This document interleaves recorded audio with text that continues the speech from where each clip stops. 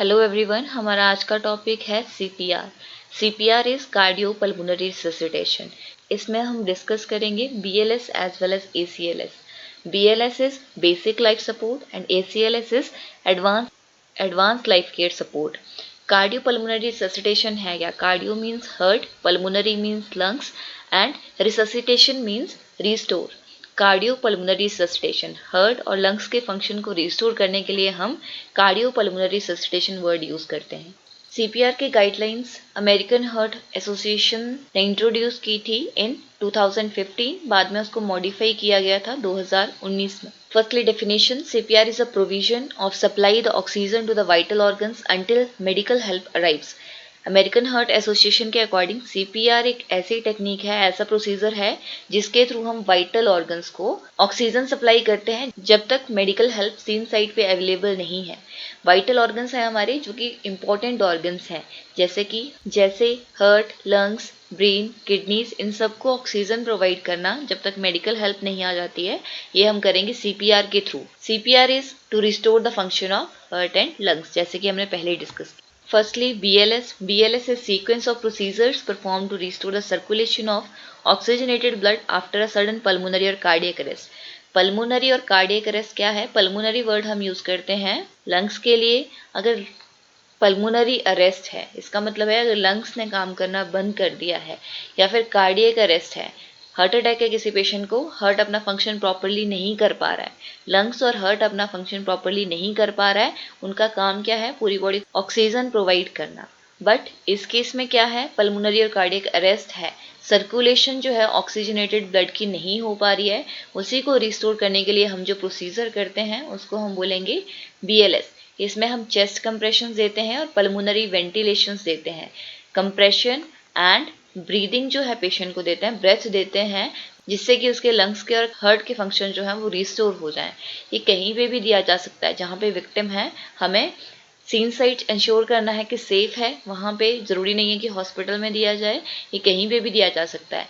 Immediately हमने patient को CPR देना होता है जब कार्डियक अरेस्ट या फिर रेस्पिरेटरी अरेस्ट है। इसको हम बिना किसी इक्विपमेंट की हेल्प से भी परफॉर्म कर सकते हैं। So how CPR works? Effective CPR हम कब बोलेंगे? जब हमारा जो नॉर्मल ब्लड फ्लो है उसका 1/4 या 1/3 हम रिस्टोर कर रहे हैं, उसको हम बोलेंगे कि हमारा सीपीआर इफेक्टिव रहा। Rescue breaths contain 16% of oxygen. इसका मतलब है कि हमारी जो ब्रेथ हम पेशेंट को देते हैं उसमें 16% ऑक्सीजन होती है। नॉर्मली जो हम इनहेल करते हैं, सांस लेते हैं, उसमें 21% ऑक्सीजन होती है जो कि एटमॉस्फेयर में प्रेजेंट होती है। बट जब हम एक्सहेल करते हैं, सांस छोड़ते हैं, उसमें 16% ऑक्सीजन होती है। और इस केस में हम क्या कर रहे हैं? एक्सहेल करके पेशेंट को ब्रेथ दे रहे हैं, तो उसमें कितने परसेंट ऑक्सीजन रहेगी? 16%। जितना जल्दी हो सके उतना जल्दी सीपीआर हमें स्टार्ट करना है, इससे पेशेंट के चांसेस ऑफ सर्वाइवल जो रहते हैं वो ज्यादा रहते हैं। ब्रेन जो है वो डैमेज होना स्टार्ट हो जाता है 4 to 6 मिनट्स में। बट अगर हम सीपीआर देते हैं तो ऑक्सीजनेटेड ब्लड जो है पेशेंट के ब्रेन तक जाएगा और ब्रेन डैमेज को हम कुछ एक्सटेंट तक प्रिवेंट कर सकते हैं। Brain damage is certain after 10 minutes. 10 minutes के बाद अगर सीपीआर स्टार्ट नहीं किया है तो ब्रेन डैमेज होगा ही होगा और पेशेंट की डेथ भी हो सकती है। इसलिए जितना जल्दी पॉसिबल है उतना जल्दी हमने सीपीआर स्टार्ट करना है। इंडिकेशंस क्या है सीपीआर की? कब कब हम सीपीआर दे सकते हैं? अगर पेशेंट को कार्डियक अरेस्ट है, रेस्पिरेटरी अरेस्ट है, इसके अलावा एस्फिक्सिया न्यूनिट्रम है, अगर बर्थ के टाइम पे बच्चा ब्रीद नहीं कर रहा है उस टाइम पे भी हम सीपीआर दे सकते हैं। क्लिनिकल डेथ का मतलब है पेशेंट के हार्ट ने काम करना बंद कर दिया है। टाइम ऑफ क्लिनिकल डेथ, कितने टाइम के अंदर क्लिनिकल डेथ हो जाती है? 4 to 6 मिनट्स के अंदर। देन इसके अलावा अगर कार्बन डाइऑक्साइड या कार्बन मोनोऑक्साइड पॉइजनिंग है, उस केस में हम सीपीआर दे सकते हैं। इलेक्ट्रिक शॉक है, एयरवे ऑब्स्ट्रक्शन है, ड्रग रिएक्शन हुआ है, पेशेंट ब्रीथ नहीं कर पा रहा है, या फिर हार्ट जो है उसका प्रॉपर्ली काम नहीं कर रहा है, उस केस में हमने सीपीआर स्टार्ट करना है। सीपीआर स्टार्ट करने से पहले हमें क्या क्या असेस करना है पेशेंट में? Assess for apnoea. Apnoea is absence of breathing, मतलब पेशेंट ब्रीद नहीं कर रहा है। सीजेशन ऑफ ब्रीदिंग या absence of breathing is apnoea. Absence of pulse, हमें पेशेंट की पल्स फील नहीं हो रही है। इसके अलावा डायलेटेड प्यूपिल्स हैं। डायलेटेड प्यूपिल का डायमीटर जो है मोर देन 4 mm हमें देखने को मिलेगा। इसके अलावा पेशेंट अनकॉन्शियस है, साइनोसिस है, साइनोसिस का मतलब है उसकी बॉडी जो है वो नीली पड़ना शुरू हो गई है, ब्लश, डिस्कलरेशन शुरू हो गई है, या फिर पेशेंट को फिट्स हैं, सीजर्स पड़ रहे हैं, वो हमने असेस करना है। देन पेशेंट का रिस्पॉन्स चेक करेंगे हम, पेशेंट रिस्पॉन्स कर रहा है या नहीं कर रहा है, वो कैसे चेक करेंगे? उसके लिए 2 मेथड है हमारे पास, shake and shout method, second is काउज मेथड। पेशेंट को शोल्डर से शेक करना है और उसको शाउट करके उसका नाम पूछ सकते हैं। इसके अलावा सेकंड मेथड है काउज मेथड। काउज मेथड में हम सबसे पहले पेशेंट को पूछेंगे क्या वो हमें सुन सकता है, उसको आंखें खोलने के लिए बोलेंगे, या फिर उसका नाम पूछेंगे, या फिर बोलेंगे कि हमारा हैंड स्क्वीज कीजिए। सबसे पहले पेशेंट को बोलेंगे कि आप हमें सुन सकते हैं, देन आप अपनी आंखें ओपन कीजिए, थर्ड अपना नाम बताइए, फोर्थ हमारे हैंड को स्क्वीज कीजिए। अगर पेशेंट अनरिस्पॉन्सिव है, रिस्पॉन्स नहीं कर रहा है, तो हमने पेशेंट की पल्स चेक करनी है। एडल्ट के केस में हम चेक करते हैं कैरोटिड पल्स जो कि नेक में होती है। चिल्ड्रन के केस में हम करते हैं फीमोरल पल्स चेक जो कि ग्रोइन रीजन में होती है। न्यूनेट में करते हैं हम ब्रेकियल पल्स चेक जो कि आर्म में होती है। अगर पेशेंट पल्सलेस है, पल्स फील नहीं हो रही है, तो हमने सीपीआर स्टार्ट कर देना है। सीपीआर के लिए जो बेसिक थंब रूल है वो है CAB, circulation, airway, breathing. Circulation हम देते हैं चेस्ट कंप्रेशन के थ्रू, एयरवे ओपन करते हैं, देन पेशेंट को ब्रेथ देते हैं। कंप्रेशन कैसे देंगे? पेशेंट की चेस्ट को हार्ड एंड फास्ट कंप्रेस करके एयरवे ओपन करेंगे। इसके अलावा पेशेंट को हम ब्रेथ देंगे। सबसे पहले हमें सेफ्टी देखनी है। सबसे पहले हम देखेंगे सीन सेफ्टी, कि जहाँ पे हम सीपीआर प्रोवाइड कर रहे हैं वो अभी साइट जो है सेफ है या नहीं है। अगर नहीं है तो पेशेंट को सेफ साइड पे लेके जाना है। देन जो रेस्क्यूअर है जो सीपीआर दे रहा है उसके लिए वो साइट सेफ है या नहीं है। जैसे अगर कहीं पे गैस लीकेज हुई है तो वहाँ पे पेशेंट को हम सीपीआर स्टार्ट नहीं कर सकते, वो सीन सेफ नहीं है, एज वेल एज जो रेस्क्यूअर है उसको भी हार्म करेगा और विक्टिम को भी फर्दर हार्म करेगा। थर्ड हमने चेक करना है कि विक्टिम जो है वो सेफ जगह पे है या नहीं है, उसकी सेफ्टी इंश्योर करनी है। First is compression. सबसे पहले हमने देखा कि पेशेंट की पल्स है या नहीं है। पल्स को हम 5 से 10 सेकंड से ज़्यादा असेस नहीं करेंगे क्योंकि इमरजेंसी केस है, जितनी जल्दी हो सके हमने सीपीआर स्टार्ट करना है। अगर पल्स फील नहीं हो रही है 10 सेकंड तक तो सीपीआर स्टार्ट कर दिया जाता है, कंप्रेशन स्टार्ट कर दिए जाते हैं। एडल्ट के केस में हम देखेंगे कैरोटिड पल्स, बिलो 8 ईयर्स का अगर बच्चा है, चाइल्ड है, उसमें हम फीमोरल पल्स चेक करेंगे। अगर इन्फेंट है उसमें हम ब्रेकियल और फीमोरल दोनों चेक कर सकते हैं। कंप्रेशन मेथड में एडल्ट के केस में हम दोनों हाथ यूज़ कर सकते हैं, चाइल्ड के केस में 1 हैंड और 2 हैंड यूज़ कर सकते हैं, और इन्फेंट के केस में 2 फिंगर्स और 2 थंब जो है वो हम यूज़ करते हैं। हम आगे देखेंगे कैसे करते हैं। कंप्रेशन कहाँ पे देने हैं आपने? एडल्ट के केस में lower half of sternum. Lower sternum क्या है? स्टर्नम बोन है जो कि एंटीरियर साइड में चेस्ट में रिब्स को कनेक्ट करती है। तो लोअर हाफ ऑफ स्टर्नम पे हमने कंप्रेशन देने होते हैं between the nipples and at the centre of heart. Child के केस में same as adult, and infant के केस में बिलो निपल लाइन हमने कंप्रेशंस देने हैं। कंप्रेशन की डेप्थ कितनी होनी चाहिए? एडल्ट के केस में होनी चाहिए 2 inch which is up to 5 centimetre. Child के केस में भी रहेगी 2 इंचेस एंड इन्फेंट के केस में रहेगी 1.5 इंच। कंप्रेशन रेट कितना होना चाहिए? 100 to 120 तक होना चाहिए। चाइल्ड के केस में भी 100 होना चाहिए, अप टू 100, एंड इन्फेंट के केस में भी 100 पर मिनट होना चाहिए एटलीस्ट। कंप्रेशन वेंटिलेशन रेशियो कितनी रहती है? अगर एक रेस्क्यूअर है तो एडल्ट के केस में रहेगी 30:2, चाइल्ड 8 साल से कम है तो उसके केस में रहेगी 30:2, इन्फेंट के केस में भी रहेगी 30:2। अगर 2 रेस्क्यूअर हैं तो उस केस में एडल्ट में सेम रहती है 30:2, और चाइल्ड और इन्फेंट के केस में रहेगी 15:2। वेंटिलेशन रेट कितना होना चाहिए? कितनी हमने ब्रेथ्स देनी है? 8 से 10 वेंटिलेशन देनी है हमने 1 मिनट में। ईच ब्रेथ हमने डिलीवर करनी है after every 6 to 8 seconds. Activate emergency medical system कब करना है हमने एक्टिवेट? एडल्ट के केस में पहले हम इमरजेंसी मेडिकल सर्विसेज में कॉल करेंगे, उसके बाद सीपीआर के 5 साइकिल, मतलब 30:2 की कंप्रेशन और ब्रेथ रेशियो देनी है 5 साइकिल। लेकिन चाइल्ड है, इन्फेंट है, उस केस में हमने पहले 5 साइकिल सीपीआर के कंप्लीट करने हैं, देन हमने कॉल करना है इमरजेंसी मेडिकल सर्विसेज में। तो इस तरह से चेस्ट कंप्रेशन दिए जाएंगे। स्टर्नम जो कि हमारी बोन है चेस्ट के बीच में जो रिब्स को कनेक्ट करती है, वहां पे हमने हैंड जो है वो प्लेस करने होते हैं। Place the heel of one hand at the centre of chest. सबसे पहले हमारा जो नॉन डोमिनेंट हैंड है उसको हम प्लेस करेंगे, उसके ऊपर हमने दूसरा हैंड जो है वो प्लेस करना है, फिंगर्स को इंटरलॉक करना है, देन कंप्रेशन स्टार्ट करने हैं। कंप्रेशन रेट रहना चाहिए 100 पर मिनट, डेप्थ रहनी चाहिए 4 to 5 सेंटीमीटर, और जो कंप्रेशन और रिलैक्सेशन का टाइम है, मतलब जितना आप कंप्रेस कर रहे हैं और रिलैक्स करने दे रहे हैं चेस्ट को, वो टाइम इक्वल होना चाहिए, इक्वल रेशियो में होना चाहिए। व्हेन पॉसिबल, अगर पॉसिबल है, हर 2 मिनट के बाद आपको रेस्क्यू चेंज करना है। चेस्ट कंप्रेशन देने के लिए सबसे पहले जो स्टर्नम है, स्टर्नम का जो लोअर एंड है उसको हम ज़िग्मॉइड प्रोसेस बोलते हैं, उसको लोकेट करना है। कंप्रेशन साइड पे अपने हैंड प्लेस करना है, पोजीशन देनी है हैंड को, शोल्डर आपके स्ट्रेट होने चाहिए। इसके अलावा पोजीशन लेके आपने चेस्ट कंप्रेशन स्टार्ट करने हैं। एल्बोज लॉक होने चाहिए और जो आर्म्स हैं वो स्ट्रेट होनी चाहिए ताकि इनफ प्रेशर के साथ आप कंप्रेशन दे सकें। इन्फेंट के केस में आप 2 फिंगर्स यूज कर सकते हैं या फिर दोनों हाथ का एक एक थंब एक एक साइड से यूज कर सकते हैं। Usual cause of cardiac arrest in infant is hypoxia due to injuries, suffocation, and you should resuscitate for 1 minute before alerting emergency medical services। तो इस केस में आपको क्या करना है, बच्चों में ज़्यादातर कार्डियक अरेस्ट क्यों होता है? हाइपोक्सिया की वजह से, या तो इंजरी है या फिर सफोकेशन है। तो उस केस में हमने इमरजेंसी मेडिकल सर्विसेज को अलर्ट करने से पहले 1 मिनट के लिए सीपीआर बच्चे को जो है, इन्फेंट को जो कि 1 साल से कम है, उसको देना होता है। नेक्स्ट, एयरवे ओपन करना है। कंप्रेशन हमने दे दिए, नेक्स्ट है हमारा एयरवे। एयरवे ओपन करने के हमारे पास 3 मेथड हैं, head tilt, chin lift method, second is jaw thrust method, third is हेलमिंच मैन्यूवर। एयरवे ब्लॉक क्यों हो सकता है? या तो पेशेंट की टंग फॉल कर गई है या फिर उसके एयरवे में जो फॉरेन बॉडी है वो उसने एस्पिरेट कर ली है। 2 वजह से एयरवे मेनली ब्लॉक होता है।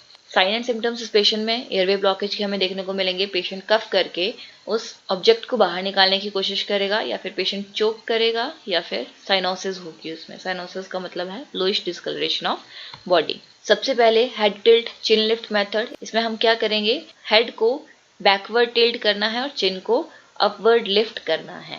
इससे होगा क्या, जो टंग है वो सबसाइड हो जाएगी और एयरवे ओपन हो जाएगा। इस तरह से आप देख सकते हैं, एक हाथ जो है पेशेंट के आप फोरहेड पे प्लेस करेंगे और उसको पीछे की तरफ धकेलेंगे, दूसरे हाथ से पेशेंट की चिन को अपलिफ्ट करेंगे। इस केस में आपको फिंगर से कोई भी फॉरेन बॉडी अगर उसमें प्रेजेंट है एयरवे में तो वो स्वीप आउट नहीं करनी है, निकालनी नहीं है। सेकंड है जॉ थ्रस्ट मेथड। अगर पेशेंट को सस्पेक्टेड नेक और स्पाइनल इंजरी है, अगर नेक और स्पाइनल इंजरी सस्पेक्टेड है, उस केस में हम head tilt chin lift method use नहीं करेंगे, क्योंकि इसमें हमने स्पाइन और नेक को इमोबलाइज करना होता है। अगर उसको हम मूव करेंगे तो फर्दर इंजरी हो सकती है पेशेंट को, इसलिए हम यूज करेंगे जॉ थ्रस्ट मेथड। इस केस में हम हमारी फिंगर्स पेशेंट के जॉ पे प्लेस करेंगे दोनों साइड से, और थंब से पेशेंट की चिन को डाउनवर्ड पुश करेंगे, जिससे कि पेशेंट का एयरवे ओपन हो जाएगा। थर्ड इज हेलमिंच मैन्यूवर। इसको दूसरा नाम है एब्डोमिनल थ्रस्ट। कोई भी फॉरेन बॉडी है, टेक्निक की हेल्प से हम उसको रिमूव कर सकते हैं। फर्स्टली हमने अपने हैंड प्लेस करने हैं कहाँ, between umbilical and ज़िग्मॉइड process and ज़िग्मॉइड process. ज़िग्मॉइड process अभी जैसे बताया वो है हमारा स्टर्नम का लोअर एंड, और अम्बिलिकस और ज़िग्मॉइड प्रोसेस के बीच में हमने हैंड प्लेस करने हैं। उसके बाद थ्रस्ट जो है 5 थ्रस्ट पेशेंट में हम देंगे, और इसमें जो फॉरेन बॉडी है उसको हम फिंगर से रिमूव नहीं करेंगे। चाइल्ड के केस में 5 थ्रस्ट देना है। Avoid blind finger insertion in mouth in child because foreign body slip inside. कभी भी हमने बच्चों के केस में बिल्कुल ही कॉन्ट्राइंडिकेटेड है, हमने फॉरेन बॉडी को रिमूव करने की कोशिश नहीं करनी है, क्योंकि वो और ज़्यादा डीपर चली जाएगी और उसको निकालना उतना ही मुश्किल होगा। अगर पेशेंट स्टैंडिंग पोजीशन में है तो उस केस में हमने बिटवीन ज़िग्मॉइड प्रोसेस और अम्बिलिकस के बीच में अपने हैंड प्लेस करने हैं, रैप करने हैं, देन पेशेंट को अंदर की साइड को थ्रस्ट देने हैं। अगर पेशेंट अनरिस्पॉन्सिव है और लाइंग पोजीशन में है तो इस तरह से हम पहले पोजीशन लेंगे, उसके बाद हैंड्स को प्लेस करेंगे, इंटरलॉक करेंगे और थ्रस्ट स्टार्ट करेंगे। फिंगर स्वीप मेथड हम यूज नहीं करते हैं। अगर बाहर ही आपको माउथ में जो ऑब्जेक्ट है वो दिख रहा है, फॉरेन बॉडी दिख रही है, तब आप निकाल सकते हैं। लेकिन अगर ब्लाइंडली आप कर रहे हो, लेकिन अगर वो विजिबल नहीं है तो कभी भी हमने रिमूव नहीं करनी है। Then in case of pregnant women और ओबीज पेशेंट हमने ज़िग्मॉइड प्रोसेस से थोड़ा ऊपर कंप्रेशंस देने होते हैं। बच्चों के केस में हम 5 स्लैप्स 5 थ्रस्ट देते हैं बिटवीन शोल्डर ब्लेड्स। तो हमने 5 स्लैप्स देने हैं। बच्चों के केस में हम बच्चे को इस तरह की पोजीशन देनी है। उसके बाद 5 स्लैप्स या 5 थ्रस्ट बिटवीन शोल्डर ब्लेड्स जो हैं वो देने होते हैं। यहाँ तक हमने कंप्लीट कर लिया compressions, circulation and airway. Then breathing में हम पेशेंट को असेस करेंगे 10 सेकंड के लिए कि वो ब्रीथ कर रहा है या नहीं कर रहा है। अगर ब्रीथ नहीं कर रहा है तो हमने ब्रेथ्स देनी होती है पेशेंट को। उसके लिए हम बैरियर डिवाइस यूज कर सकते हैं या फिर सीपीआर मास्क जो है अवेलेबल है, ये आप यूज कर सकते हो ताकि पेशेंट जो है उससे आपको इन्फेक्शन ना आए। अगर उसको कोई इन्फेक्शन प्रेजेंट है तो थ्रू एयरवे वो आप तक ना आए, ट्रांसमिट ना हो। इसीलिए अपनी प्रिवेंशन के लिए आपको बैरियर डिवाइस या फिर मास्क यूज करना है। रेस्क्यू ब्रेथ देने का तरीका क्या है? सबसे पहले जो पर्सन है उसके नोज को अच्छे से पिंच कीजिए। देन नॉर्मल ब्रेथ इनहेल करना है। इनहेल करने के बाद place your lips over the mouth of the victim. Then जब तक चेस्ट राइज नहीं होती है हमने ब्लो करना है, पेशेंट को ब्रेथ देनी है। It will take about 1 second. Allow chest to fall. जितना टाइम हमने देखा था हम चेस्ट राइज करने के लिए देंगे उतना ही फॉल करने के लिए भी देंगे। उसके बाद हमने रिपीट करना है। 30:2 एडल्ट के केस में आपने कंप्रेशन और ब्रेथ की रेशियो जो है वो देनी है। कॉम्प्लिकेशंस क्या हो सकती हैं सीपीआर की? कॉम्प्लिकेशंस क्या हो सकती हैं? कॉमनेस्ट जो है वो है रिब फ्रैक्चर, रिब्स फ्रैक्चर हो सकती हैं। इसके अलावा स्टर्नम जो है, स्टर्नम बोन वो फ्रैक्चर हो सकती है, कॉलर बोन फ्रैक्चर हो सकती है और लंग्स और लिवर पंक्चर हो सकते हैं जब रिब्स ब्रेक डाउन करेंगी। Next is ACLS, advance cardiac life support. इसमें हम सीपीआर के बाद इंस्ट्रूमेंट्स, ऑक्सीजन और ड्रग्स यूज करते हैं। इंस्ट्रूमेंट्स में हम डिफिब्रिलेटर, ट्रेकियोस्टमी या दूसरे जो एयरवे ओपन करने के लिए इंस्ट्रूमेंट्स होते हैं वो यूज करते हैं, पेशेंट को ऑक्सीजन देते हैं। और ड्रग्स का यूज करते हैं पेशेंट को ट्रीट करने के लिए और उसके नॉर्मल कार्डियक और रेस्पिरेटरी फंक्शन को रिस्टोर करने के लिए। हमारे हार्ट में नॉर्मल कंडक्शन सिस्टम होता है, एक रिदम जनरेट होती है जो होती है SA नोट से, जो कि हमारा नॉर्मल हार्ट रेट बना के रखती है 60 to 100 beats per minute. SA node से वो रिदम जनरेट होती है। SA नोट कहाँ होता है? हमारा राइट एट्रियम में, anterior side at the junction of superior vena cava and right atrium. SA node से जो रिदम है वो जाती है AV नोट तक, AV नोट से जाती है bundle of His, then Purkinje fibres में, जिसकी वजह से हमारा हार्ट जो है कॉन्ट्रैक्ट करता है। और ड्यूरिंग कार्डियक अरेस्ट ये रिदम एबनॉर्मल होती है जिस वजह से हार्ट इनफ ब्लड जो है पंप नहीं कर पाता हमारी बॉडी को। तो उसको ट्रीट करने के लिए हम देंगे पेशेंट को डिफिब्रिलेशन मशीन यूज कर सकते हैं या फिर ऑटोमेटेड एक्सटर्नल डिफिब्रिलेटर यूज कर सकते हैं, जो कि हम आउटसाइड द हॉस्पिटल भी यूज कर सकते हैं। अगर मोनोफेजिक है तो हम पेशेंट को 150 to 360 जूल्स का इलेक्ट्रिक करंट देंगे। अगर बाईफेजिक है तो 150 to 270 जूल्स का इलेक्ट्रिक करंट जाता है। मोनोफेजिक का मतलब है कि जो करंट है वो एक ही डायरेक्शन में फॉलो कर रहा है। बाईफेजिक का मतलब है करंट एक डायरेक्शन में जाके वापस उसी डायरेक्शन में वापस आ रहा है। प्लेस कहाँ करते हैं हम? जो इसके इलेक्ट्रोड्स हैं एंटीरियर साइड में, एंटीरियर चेस्ट में, एक को हम फर्स्ट जो है उसको हम बिलो स्टर्नम प्लेस करेंगे, जो दूसरा है उसको हम अपेक्स के पास, अपेक्स रीजन में प्लेस करेंगे। Then AED automated external defibrillator जितना जल्दी अवेलेबल है आपके पास उतना जल्दी आपने यूज करना है अगर पेशेंट पल्सलेस है और ब्रीथ नहीं कर रहा है। सबसे पहले जो पैड्स हैं, इलेक्ट्रोड्स हैं, उनको अटैच कीजिए। देन पेशेंट को टच नहीं करना है। सीन साइट क्लियर कीजिए कि कोई भी दूसरा पर्सन जो है पेशेंट के कांटेक्ट में नहीं है, सराउंडिंग में ऑक्सीजन नहीं है या फिर कोई भी मेटल का इंस्ट्रूमेंट वहां पे नहीं पड़ा है। Then deliver the shock deliver करने के बाद हमने पेशेंट को फिर से CPR देना है। CPR स्टार्ट करना है, चेस्ट कंप्रेशंस देने हैं और ब्रेथ देनी है at the ratio of 30:2। Defibrillation के बाद, CPR के बाद हमने पेशेंट को रिकवरी पोजीशन में रखना होता है ताकि पेशेंट इजीली ब्रीथ कर पाए। डिफिब्रिलेशन के टाइम सेफ्टी जो है आपको क्या क्या इंश्योर करनी है? 5 पॉइंट चेक करने होते हैं हमने कि पेशेंट को पेसमेकर तो नहीं डला है, पेशेंट ने कोई ज्वेलरी तो वियर नहीं की है, या फिर हेयर ऑन चेस्ट प्रेजेंट है, कितने प्रेजेंट हैं, स्किन जो है वो वेट तो नहीं है, या फिर कोई पैच जो है पेशेंट ने अप्लाई तो नहीं किया है। ये सब नहीं होना चाहिए। ऑटोमेटेड एक्सटर्नल डिफिब्रिलेटर में आपको चेक क्या करना है? ये वर्किंग कंडीशन में होना चाहिए। हैवी रेन के टाइम पे हमें यूज नहीं करना है, वाटर में हमें इसको नहीं डालना है। इसके अलावा एक्सप्लोजिव एनवायरनमेंट सराउंडिंग में नहीं होना चाहिए, जैसे कि ऑक्सीजन सिलेंडर वगैरह है वो जल्दी से फायर कैच कर लेंगे, तो इसलिए वहां पे ये नहीं होने चाहिए। ऑक्सीजन पेशेंट को एडमिनिस्टर उस टाइम पे नहीं करनी है। आफ्टर सीपीआर हमें लेरिंजोस्कोपी करनी है, पेशेंट को 100% ऑक्सीजन देनी है, यूरिनरी कैथेटर इंसर्ट करना है, एनजी ट्यूब इंसर्ट करनी है, इंट्रावीनस एक्सेस मेंटेन करना है और नॉर्मल सलाइन जो है हम पेशेंट को स्टार्ट कर देंगे। पेशेंट को ट्रांसफर करेंगे स्पेशल केयर यूनिट में और कॉन्टिन्यूस मॉनिटरिंग पे रखेंगे हम।